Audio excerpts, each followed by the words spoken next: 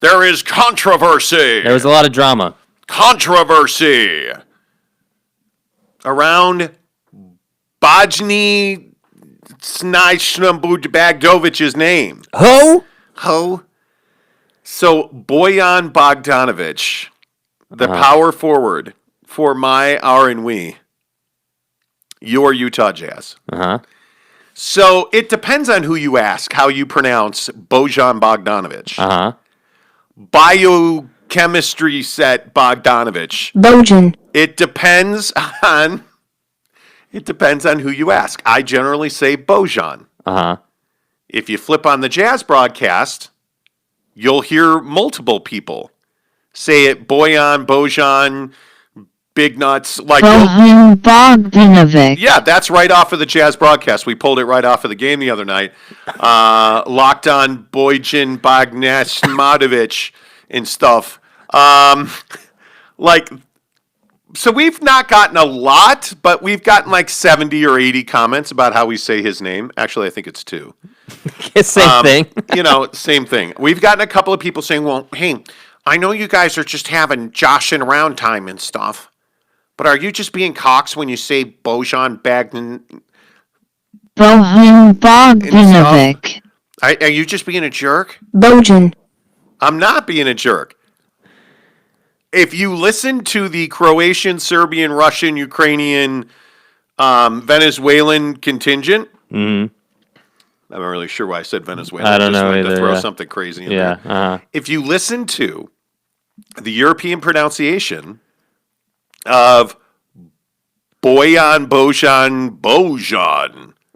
Bogdanovic, it varies wildly, right? So give me here are some of the pronunciations that when we search the good old YouTube machine on here. And the interwebs, are you really? I'm a little behind the curve here. Hang on. Here's the first one. We practiced this before. Bojan. So this is the first one. Bojan. That's like part of like how people say his name. Okay. And that's the Croatian pronunciation. Bojan. Okay. Yeah. Well, what about the Bosnian Herzegovina, Bosnia? Bojan Bogdanovic. That's not okay.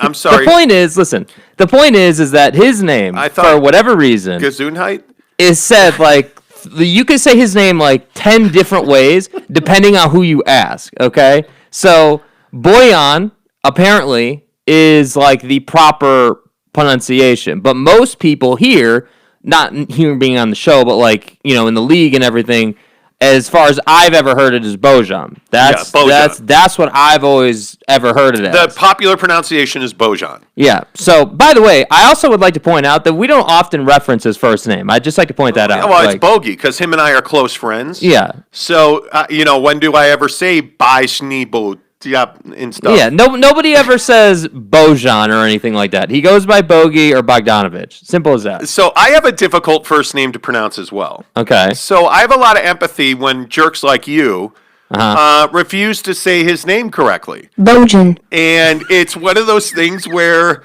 I just want you to pronounce his name correctly. Like, why are you being a jerk about this? Bojan Bogdanovic. How am I being a jerk? What do you mean? Listen. Bajni is a nice guy, and it's not Bojan's fault that he's missing threes right now. Bojan. Right? Like, it's not Bagsnatchevic's fault that, he's finding himself not shooting the ball well. Bojan Bogdanovic. And stuff, right? Yeah. I mean, Yeah. Bajni Bogdanovic is trying his best. Who the fuck is that guy? To make 3-pointers and stuff. Bojan.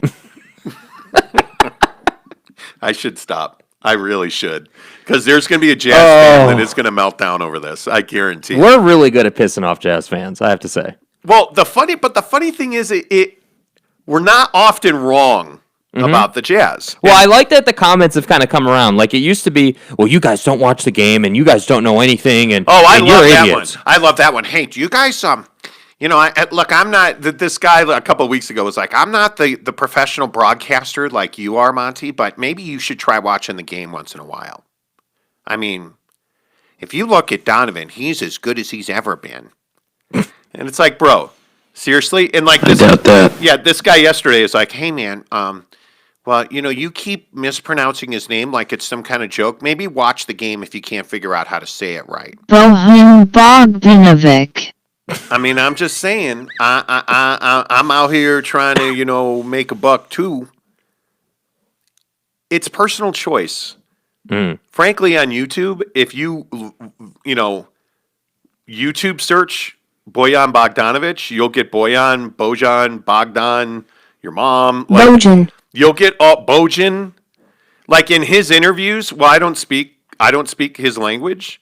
In his interviews, he says his own name several different ways. Mm-hmm. It's like there's no. My guess is that it's Bojan. Yeah. I've always said Bojan. Mm-hmm. Right? Yeah, and I think most people have said Bojan. By the way, it goes without saying that he's not quite good enough to demand people say his name the right way. Now you just fucking saying, did it. Just saying. Now you had just to saying. say it. He ain't. He's no Shaquille O'Neal. That's quite enough. We get it. He's no Mikhail Jordan. No, I guess not. So why would you say Bojan when Bojan. you can say Bojan? Because he's not good enough. Now, if he were Shaquille O'Neal, we would say his name correctly. Kobe Bryant never, So what? Dime Lillard, Danovan Mitchell, Bojan.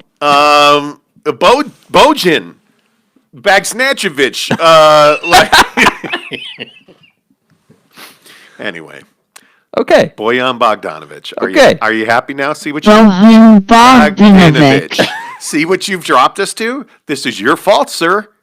This is and I'll read, because the YouTube comments are generally pretty funny. I laugh reading these comments. I do. I laugh a lot. Mr. E says, I wish the Jazz would pursue PJ Tucker. He's more than a shooter. Ingles is doing way better than Bogey. Oh. Let me read some of the. Let me open up my Creators app. Mike Phillips is mispronouncing Bojan's name some kind of intended slight, or is it Bojan. just ...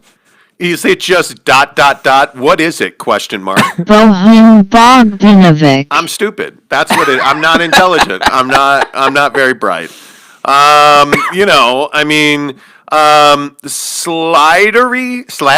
Slattery. Nice slitterous. Who the fuck is that guy? I don't know. Now you're just being a jerk with Bojan's name. Okay. What? Who? Wait, and this is an old comment? These are older? No, this is today? Mike Phillips was 10 hours ago. Okay. Slitterous.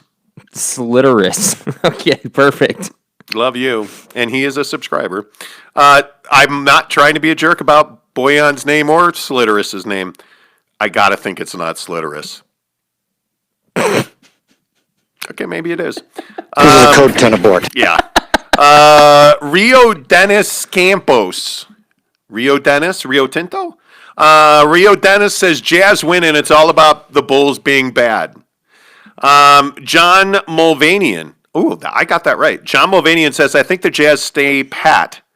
Why break something that seems to be working most of the time? That's pretty much self-explanatory. Clint says, isn't it Bogdanovic? Bojan Bogdanovic. Fuck if I know. Like, I'm just saying bro, I didn't name the guy. I ain't his daddy, even though I'm his daddy. I ain't his daddy, Anyway, sure it is. Yeah, sure. Sure. Yeah, absolutely. 100%. If you're that wrapped up in Bojan Bogdanovic's name, okay, cool. I didn't sleep for the past 2 nights because of this. I was that upset. Look, I'm sure that Bajni knee surgery is sleeping fine. Anyway, that's all the different pronunciations I can come up with. I'm guessing you want us to say Bojan Bogdanovic. We're not going to do it. It's probably going to be Bojan. It's probably going to be a combination of all of them. Because that's just what we do on this show. We're only here for one reason. You fucking piss off Jazz fans, apparently. Why are you banned from Bosnia? Yeah, I don't know. We can't figure it out. Bojan. My friend Bojan's from here, and his brother Bojan and Bojan. They're all from here, My God. They're all in the Bogdanovic clan and stuff. The Brooklyn Nets are in town tonight, so you should celebrate by hitting the subscribe button on our YouTube channel. Jake, let's talk Nets and Blazers from last night, because I think this was a really important game if you're a Jazz fan. Yeah. One, the Nets are coming in. It's back-to-back, so you feel pretty good about that. No Kyrie Irving, so the Blazers blew out the Nets last night, right? Mm-hmm. Oh, wait. No, they didn't at all. What do you expect out of the Nets tonight? I think for the Nets, I think that the thing that we're going to see a lot of is I think they're going to want to play with pace. I think DeAndre Jordan looks good right now. So I'm going to be really curious to see what the strategy is. I think I will be the first, I won't be the first or the last to say that Steve Nash has been impressive as a head coach so far. I mean, with the things that they do on offense, how strategic they are with their different players. Like tonight, again, just like you were saying, no Kyrie, obviously no Kevin Durant, and I would be surprised if James Harden saw much more than 35 minutes tonight, because he did play 40 last night. So, you figure the Nets are not 100%. So, like tonight, when they're playing the Jazz, this is a potential NBA Finals matchup. That's just what it is. Whether the Nets are hurt or not, this is a potential NBA Finals matchup. So, I would like to see the Nets come out and play really good defense. That's what I want to see. I don't want this to turn into a blowout or just a throwaway game. Like, I want to see them come out, play good perimeter defense, and I think what you're going to see is DeAndre Jordan is going to pull Rudy away from the basket. And I'll be really curious to see how the Nets use that to their advantage, because obviously you've got James Harden, who can get downhill with the best of them. You've got Joe Harris standing in the corner, and you've got a bunch of other role players who can really pull their weight. So, if you ask me, hey, like, do we think the Jazz are going to win this game? I don't know if they're going to win this game. I think it's going to be really close, frankly. Like, I think this is going to come right down to the wire, and I think this game is going to serve as a great benchmark to show us, okay, with a Nets team that I'm not going to say is depleted, but a Nets team that's definitely not 100%. They're probably 75% right now, with both of their stars being out for tonight. With that being the case with their team, let's say that the Jazz lose this game, right? Let's just say that they lose the game by 5 points or whatever. Close game, can't pull it out in the end. What does that mean? Let's say they win it by 15. What does that mean? That's what this game is about. We have to watch it in detail and see what are the Jazz able to do with this team, because if they do get to the NBA Finals, it's likely that they'll play the Nets. Yeah, and the other thing that stands out to me is the assumption that the Jazz are going to win this game because Kyrie and KD are out, I think is dangerous if you're a Jazz fan. I think one of the things that really stands out to me about this team is that when Kyrie doesn't play, their performance doesn't fall off much. They are clearly better with him. Let's not even pull any punches. The Brooklyn Nets are a better team when Kyrie Irving plays. But the truth of the matter is Joe Harris takes a back seat when you have guys like James Harden and Kyrie Irving on the floor together. Joe Harris is sometimes a fourth option in that suit. When Kyrie and KD are out, Joe Harris comes to number 2.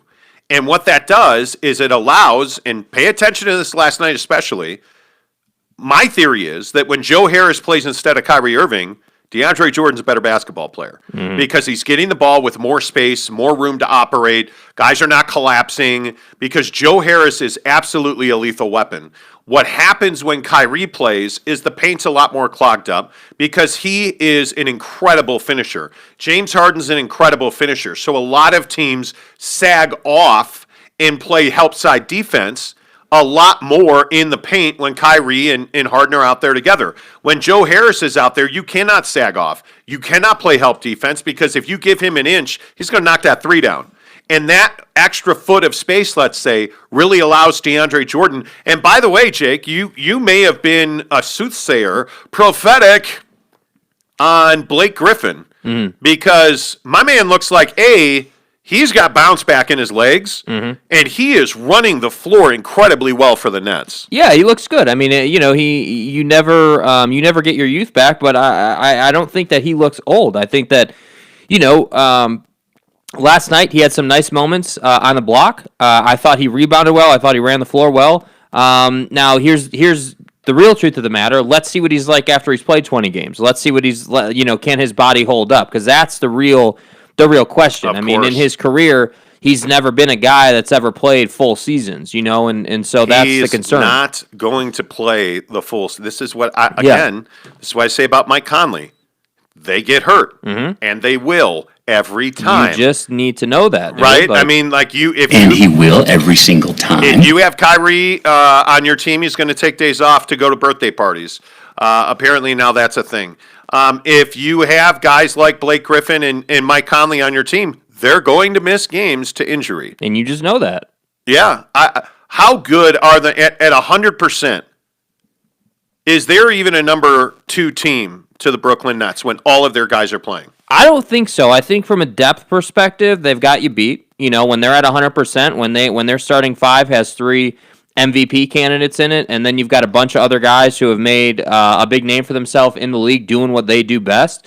No, I don't think there's another team that has as much depth as the Brooklyn Nets have. And what scares me about the Nets, particularly if I'm a Jazz fan, is the matchup. So, tonight, you're fortunate that you're not getting Harden, Kyrie, and Kevin Durant, right? You only really have to worry about Joe Harris and James Harden and DeAndre Jordan. Those 3 guys are what are going to make or break this game for the Nets.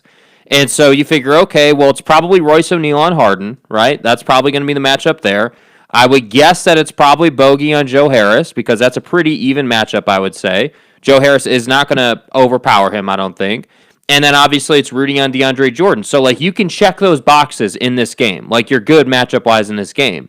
But when you start adding Kyrie Irving and you start adding, Kevin Durant. Kevin Durant's a mismatch for anybody that plays defense on him. That's not unique. That's not a uniquely Jazz issue. But my point here is just to say, if they can't beat this team tonight in this team's current form, what does it look like when you're in the NBA Finals in a 7-game series against a team with 3 MVPs in their starting 5, and you've got your roster? Assuming that the Jazz don't make any other moves, which, by the way, the trade market is absolutely blown up. Just saying, there's a bunch of guys that are now very much available. Well, and my question is, how much do the Nets use Blake tonight? Because I think DeAndre Jordan is not a difficult matchup for Rudy. Mm-hmm.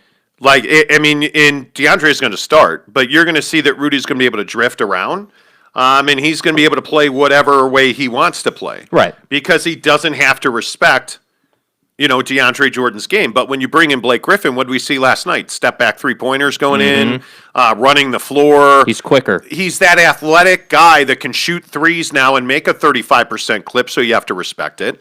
And it's just interesting to me that those are the guys that seem to give Rudy Gobert the most trouble. And the other thing that I think you need to watch in this game tonight is how much breast work are the Nets doing on Rudy Gobert? How many shoulders are in his chest? Because you have a bunch of wide bodies on this team, whether that's Joe Harris. Certainly James Harden is great at creating space. And he's a tank. That Euro last night that he dropped on the Blazers, crazy. My God. Crazy. And then you look at Blake Griffin and DeAndre Jordan. DeAndre Jordan will dunk on anybody, including Rudy Gobert. Yeah. So it'll be interesting to see. And by the way, what do you expect offensively out of Rudy tonight?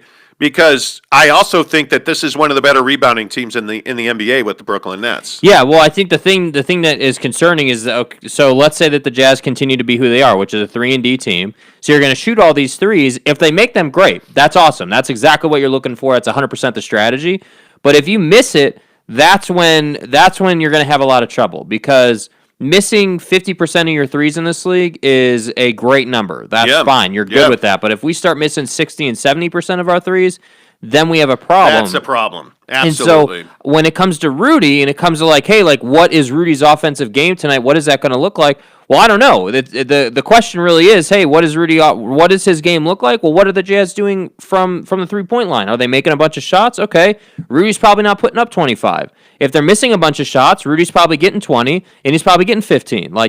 So it really, unfortunately for Rudy, because he doesn't have the jumper, and he doesn't have a way to play one-on-one offense, his numbers are very much dictated by what the Jazz do, and that's just the facts of the case. Now, I think the game within the game, to be honest with you, with Rudy, is how does he do staying attached to his man? One of his weaknesses on defense, because he probes so much, is that he loses contain on his guy. Yes. So, like, if it's DeAndre Jordan, let's say, who he's defending, that's going to be a problem because DeAndre Jordan can be just as physical with him and can move him around. Now, if it's Blake, we're in a little bit better of a situation. Rudy can make up that ground. So just pay attention to that. Well, and I look at the fact that you had Blake Griffin playing 19 minutes last night. Mm-hmm. He gives you 8 points. He gives you 5 boards against a pretty active Blazer team. Not a great matchup, I wouldn't think, for Blake Griffin. So, the thing that really comes to my mind is I feel like this is a much better game. I feel like Blake plays 20-plus minutes in this game. Mm-hmm. So that's going to be interesting to me. I also think that there's a lot of question around whether the Portland Trailblazers are on the verge of making a deal. I mean, the trade deadline passes tomorrow, and there's a lot of people who think that the Blazers are kind of open for business. It'll be interesting to see what they do. The Nets, I don't know that the Nets need to make a move. No. I mean, it's a matter of they made their move. They did it. Well, but what does that move look like? I mean, it's obviously James Harden making that deal. No, well, huge. Yeah, James Harden, getting but like Blake Griffin. Yeah, I think that's the move that not that was a trade, but they went ahead and they added to their roster. So to me, like I agree with you. I think the Nets are fine. I really don't think that they need to add much more. But I'm telling you, the Jazz, like if the Jazz were smart, they'd go and try and get an Aaron Gordon deal done. They'd go and try and get one of these wing guys who can score a little bit.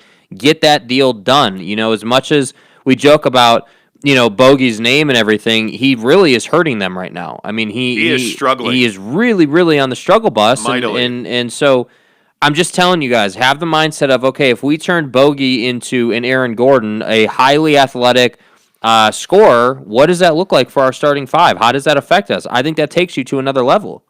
Oh, I would agree with that. And I also think the interesting thing, I think one of the more fascinating teams at this trade deadline is going to be the Toronto Raptors. Because there's a lot of people who think the Raptors are absolutely going to blow up their team. That they are absolutely going to, trade Powell. They're going to trade Lowry. The only guy that's untouchable on that team, a lot of people think, is Siakam. I have a hard time believing they trade Van Vliet. I mean, he is... No, I think he's on a 4-year deal. Yeah, he's got a new deal, but he's a huge part of that community. Yeah. Even though they're not allowed to play in Toronto right now, I mean, Fred VanVleet is a huge fan favorite. Yeah. And I think that would be hard for me to see, and them moving Siakam would be hard for me to imagine. Lowry's older. He's at the end of his career. Powell is a nice trade chip that can bring you assets. I think there is a chance that they will move. That they will move Powell and Lowry. I think they're fascinating. I don't know if you're the Orlando Magic. I think it's deeper than Aaron Gordon. You're not going to trade Vucevic. I don't think. No. I would. But I would be surprised by that. Why wouldn't you trade Fournier? Yeah. Why wouldn't you trade Aaron Gordon? Aaron Gordon straight up asked for a deal. I believe Fournier is going to be a free agent. Why would you hang on to those guys? Yeah. There are some fascinating deals that I think are going to come together. And in a deadline league where you have a trade deadline, usually nothing happens until the day of the trade deadline. So I think you're going to see that. But when I look around and I see, some of the deals that are on the table, I think, the Suns Magic, I think Suns Magic is tonight. I think that's a huge game now. You're also noticing that Lonzo Ball hasn't played in a week. Are you going to see Gordon and Fournier playing tonight? Yeah, I don't know, man. Why would you? Yeah, you don't really have a lot of incentive if you're the Magic. That's no. for sure. There's a lot of these teams. What is Houston going to do? I mean, are you going to trade Oladipo? Yeah, he's out there. They're trying. They actually even came out and said that they were confident that they'd be able to get a deal done. Now the deal's not done, and it never is done until it's official. So we'll see. what they're trying to do, who they're trying to move him to. Again, that's another guy that I would love to see the Jazz get if they're. I guess I just have reservations about whether the Jazz are trying to get a deal done or not. That's my thing. Like, I'm not confident. I don't think they are. I'm not confident that the Jazz are actually trying to do something. Yeah, we'll see. I don't know, man. I think it's one of these things where there's a lot of smoke around a lot of teams at the trade deadline. That does not mean, by any stretch of the imagination, that they're going to make a deal. Mm-hmm. I don't see the Jazz making a major thing. I hope I'm wrong. Me too. I want to be wrong. I think if they go get a legitimate power forward, Aaron Gordon would be great. One of the guys on YouTube yesterday talked about DeMar DeRozan. Mm-hmm. I think DeMar DeRozan would be an wonderful wingman. Excellent fit here. Yeah. I think he's the perfect player for them. Those are the kind of guys you'd like to see them go and get. The question's going to be, what are you willing to give up to get them? Are you willing to give up a Royce O'Neal?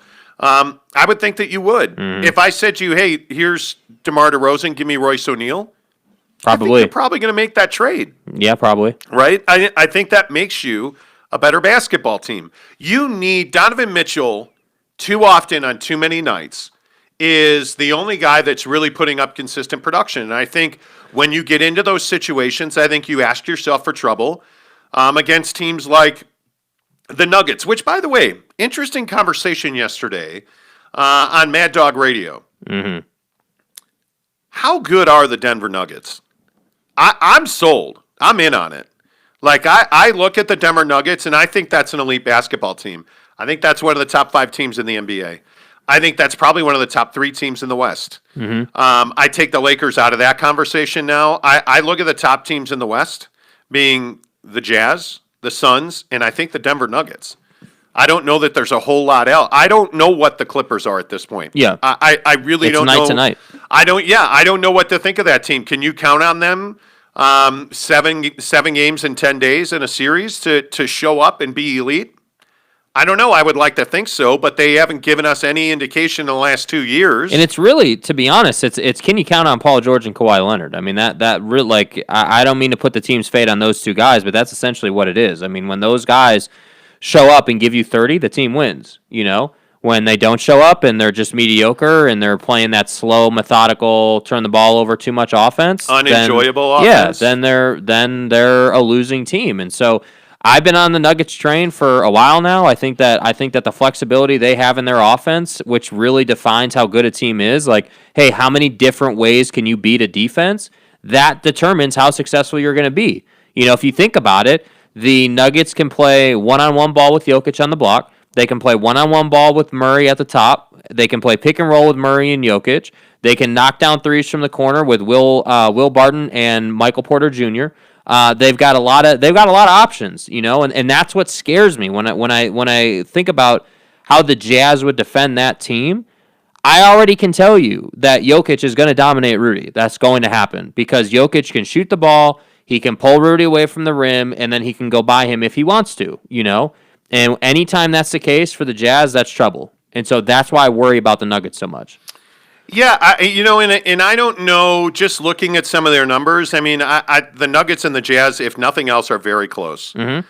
And I think, and I don't mean to continue to pound Rudy, that's one of the other things everybody asks me about. Why do you hate Rudy Gobert? It's not that I don't like Rudy Gobert. I just don't believe he's a $200 million player. And I don't happen to have a bias where I have to like the Jazz. I look at the Jazz very fairly. Rudy Gobert is a problem in the last 5 minutes of a game, especially if they're trailing. If you are losing, he becomes almost irrelevant on the offensive end. And I know they run a lot of pick and roll. I know that, he is an offensive rebound guy. I totally understand that. His highest best use is we're up by 10. Let's let everybody feed into him in the paint. And what happens to that is when you're in a tight game, guys like Donovan Mitchell become a turnstile because they assume Rudy's going to be there. Well, teams are switching. Another conversation that I've had a lot on YouTube. Well, switching is, that's just what's the Rudy guards guys on the perimeter? What's the problem? Well, it's a huge problem because when you get into elite basketball and you get against elite teams, you wind up on Patrick Beverly in the corner. Mm-hmm. You wind up on LeBron James at the elbow. Who dropped him. Yeah, like you can't have Rudy Gobert switched on to LeBron consistently over a 7-game series. Yeah. That's not going to work, right? So I respect Rudy Gobert. I love it when he is counted on for defense. Congratulations. You're probably the defensive player of the year again. But what does that mean if you don't make a long, deep run in the playoffs? Yeah. It doesn't mean a whole lot. What are we playing for? Yeah, it just doesn't mean a lot. Are the Jazz better than the Nuggets? I cannot unequivocally answer that question with a yes. Mm-hmm. And I think it's too close to call. Are the Jazz right now better than the Lakers? Exponentially better. Yeah. Are they better than most of the teams in the West? Are they better than the Phoenix Suns? I think they probably are. I mean, the Suns, I think, are heavily reliant on DeAndre Ayton defensively, and I think that's always going to expose you. I think the only thing with the Suns that I would bring up here that I would really pay attention to in a matchup is the Suns are very much an underrated defensive team. So they very much are a team that has a lot of guys that like to play defense, including Devin Booker. So you've got Devin, you've got Mikal, you've got Jay Crowder. DeAndre Ayton is not a great defender, but he's trying. He's not. I wouldn't say that he's a turnstile, but he is an average defender. But basically, their starting five is chock full of guys who want to play defense. And so again, I'm just telling you, as you watch these games, don't just watch the Jazz games just as a fan, right? Like when you're watching these games, look at the off-the-ball matchups. What is happening on the weak side of the floor? What is happening? What are the Jazz doing offensively? And what you're going to see, I'm just telling you now, if you pay attention, what you're going to see, they're going to bring the ball up. And right now, because teams, again, are pushing out to the three-point line so much, yes, what the Jazz are doing right now is they're playing a lot more pick and roll than they're used to. And the next evolution in their offense and what's going to have to happen if they do want to get to the NBA Finals is they're going to have to pull Rudy out, play pick and roll at the top of the key. Get Donovan in the paint, kick to the corner, move the ball around the arc, and get the look. That's what has to happen. I agree. Good morning to you, Eric and Raleigh. For 4 games, sure, but they won't beat the Jazz. The Nuggets are scary good, so well coached. Yeah, they're a team that executes. And Jokic is the kind of big that you need in this league. Because he can defend. He's a willing defender. He's not always a great defender, but Jokic is a willing defender. He's a guy that can shoot the three. He's an elite passer. Jokic is everything you want in a player. Forgotten Souls says, hey, y'all. Hey, Forgotten Souls. Hey, y'all. How are you? Eric also says the Suns and Jazz would be a great series. Barry says, did you see Julius last night? Yes. Yes, Barry. I love Barry, bro. Barry, you don't have to comment every time Julius Randle goes ape because the guy is just a stud. He's a beast, dude. That's what he's doing this year. When he is dominant, and he is dominant. Yeah.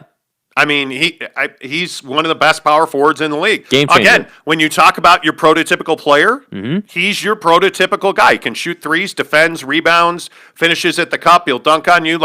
He is everything. He is everything that you want. Yes. Guys to be. Tyler says always anti Rudy Gobert. At some point, you guys will cut him a break. Probably not. You'd have to be enlightened to do that. Wow. What break do you want us to cut? Wow. What break do you want us to cut? Honestly, help me understand. Yeah, tell you what? Why don't you enlighten me? Help me, Kevin Hart. Help me. What is it that you want? What break do you want us to cut? Seriously.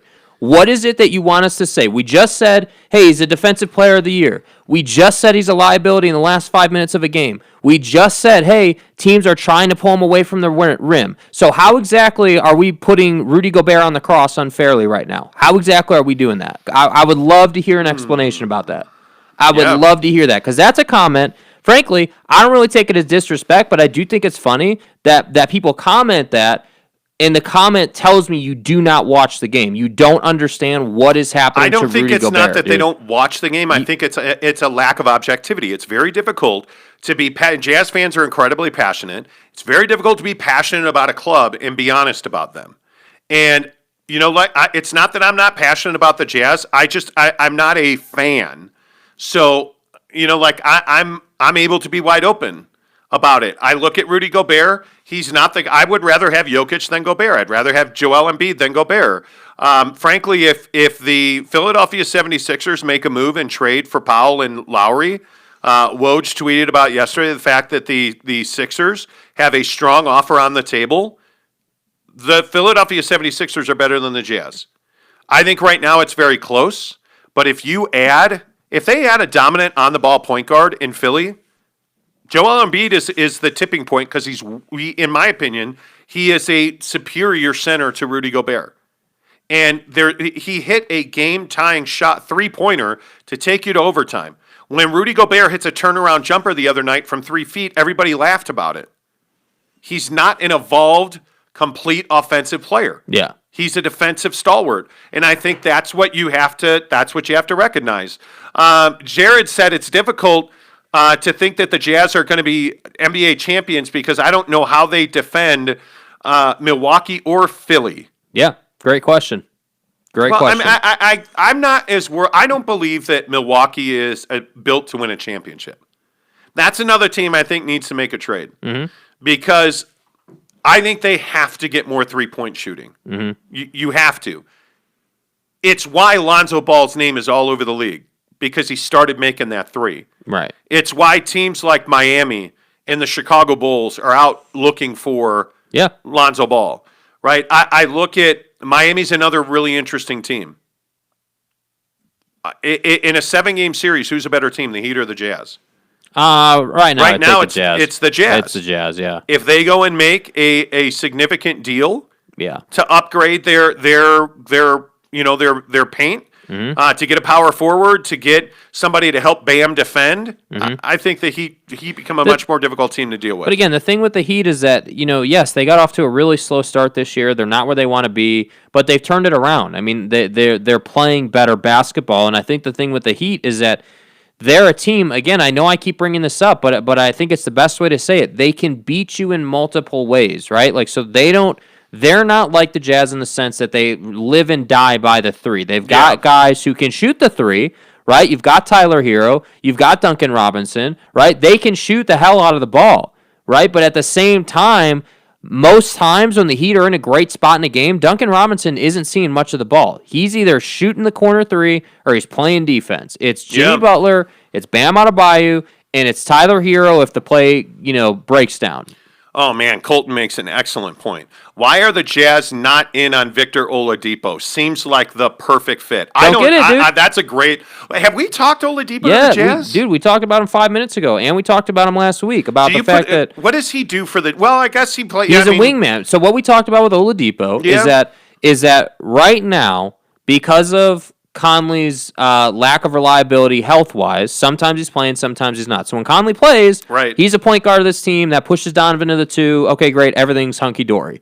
The problem is that Mike Conley does not play enough. And so the reason that the Oladipo thing is nice is because not only is Oladipo an individual scorer, but Oladipo, outside of one major injury, which happens to a lot of dudes, he's been a pretty reliable guy. One major injury. Other than that, he hasn't been that guy that misses a lot of games for nagging stuff. What does he put up? 21 points a game right now? And he's back to who he was. But it's a question of what Houston will take from him. I think that's a great point.